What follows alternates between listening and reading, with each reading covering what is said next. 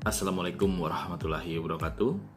Apa kabar anak bapak semuanya? Semoga anak bapak dalam keadaan baik-baik saja, sehat walafiat, dan selalu semangat dalam menjalani rutinitas dalam kehidupannya sehari-hari. Oke anak bapak, pada pertemuan sebelumnya, bapak telah memberikan materi kepada kalian tentang apa itu bimbingan dan konseling, komponen-komponen siapa saja yang terlibat di dalam bimbingan dan konseling di sekolah kita. Nah, untuk pertemuan kali ini, Bapak akan memberitahukan kepada kalian atau menginformasikan kepada anak Bapak tentang tujuan dan asas dari bimbingan dan konseling. Oke, tujuan dari bimbingan dan konseling itu ada dua. Yang pertama, tujuan umum.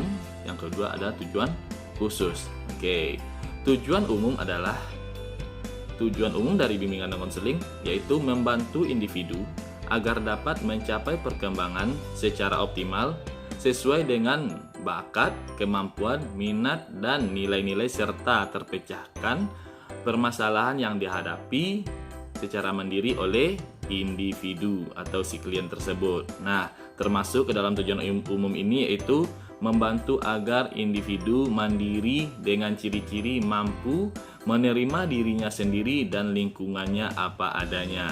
Nah, untuk tujuan khusus dari bimbingan dan konseling adalah tujuan khusus dari bimbingan dan konseling merupakan penjabaran dari tujuan umum tadi yang dikaitkan pada permasalahan si klien, baik yang menyangkut perkembangan maupun menyangkut dengan kehidupan si klien.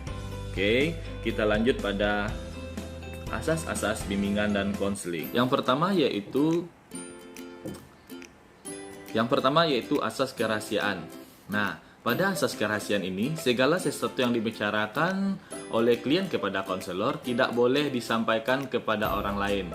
Atau lebih-lebih hal itu merupakan keterangan yang tidak boleh atau tidak layak diketahui oleh orang lain. Nah, untuk itu, dalam kegiatan proses konseling atau bimbingan dan konseling, seluruh data atau informasi yang didapat dari klien maka akan disimpan kerahasiaannya oleh guru BK kalian.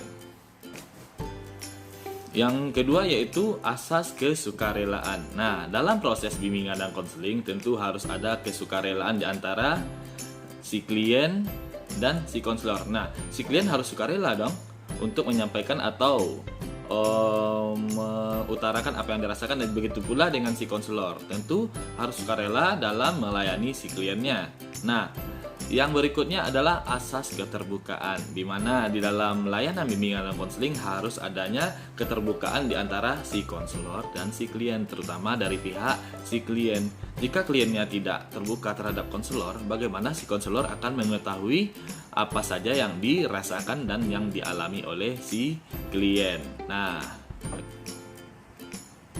yang keempat yaitu asas kekinian. Nah, masalah individu yang dibahas pada saat konseling adalah masalah-masalah yang sedang dirasakan, bukan masalah yang sudah lampau. Jadi masalah yang fresh, masalah yang sedang dialami oleh si klien. Nah, kita tidak membahas masalah-masalah yang lampau, tetapi jika masalah lampau itu berkaitan dengan masalah yang sedang dialami oleh si klien, boleh kita bahas kembali. Oke, yang berikutnya yaitu yang kelima adalah asas kemandirian, di mana di dalam layanan bimbingan dan konseling ini klien akan dituntut akan dibimbing oleh si konselor untuk menjadi seseorang yang mandiri.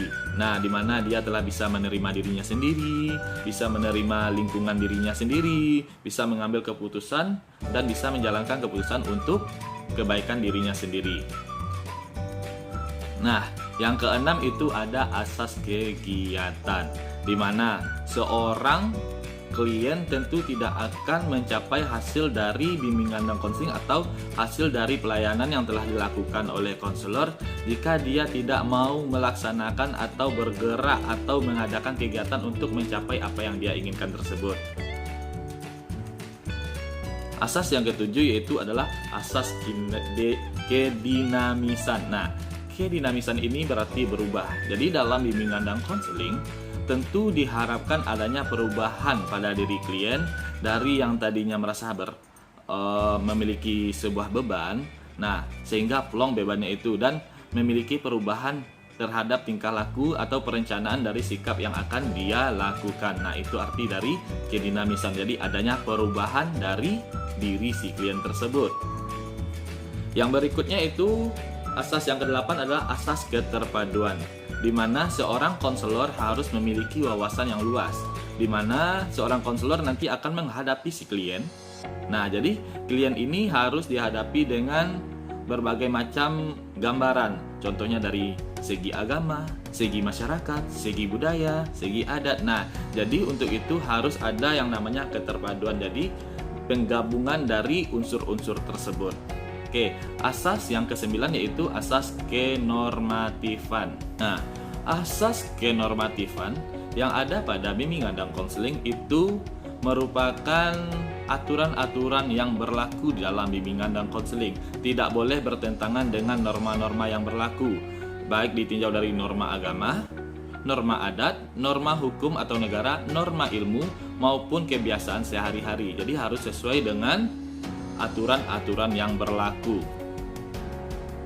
Asas yang ke-10 yaitu asas keahlian, di mana kegiatan bimbingan dan konseling atau usaha bimbingan dan konseling perlu dilakukan dengan cara teratur dan sistematik dengan menggunakan prosedur, teknik, dan alat yang memadai. Untuk itu, para konselor perlu memahami pelatihan atau memiliki ilmu yang cukup untuk melakukan bimbingan dan konseling.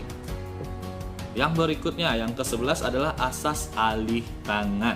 Nah, ini merupakan salah satu kegiatan bimbingan konseling jika seorang konselor telah mengupayakan seluruh kemampuannya, telah mengerahkan seluruh yang bisa dia lakukan, ternyata tidak juga bisa mengentaskan permasalahan si klien, maka alih tangan kasus atau asas alih tangan ini diberlakukan, misalkan kepada psikolog, kepada psikiater, atau ke rumah sakit atau ke kepolisian bisa dialihkan kasus tersebut.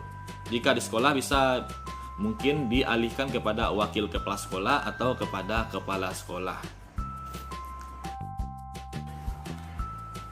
Yang terakhir yaitu yang ke-12 asas Tut Wuri Handayani, yang mana di asas Tut Wuri Handayani ini menuntut agar pelayanan bimbingan dan konseling tidak hanya dirasakan pada waktu klien mengalami masalah saja dan menghadapi kepada konselor saja, namun di luar hubungan proses bantuan bimbingan dan konseling pun hendaknya dirasakan adanya dan manfaat pelayanan bimbingan dan konseling itu terhadap si klien. Nah, hubungan yang baik di antara konselor dan klien.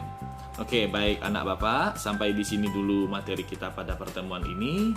Semangat mengerjakan tugasnya. Assalamualaikum warahmatullahi wabarakatuh.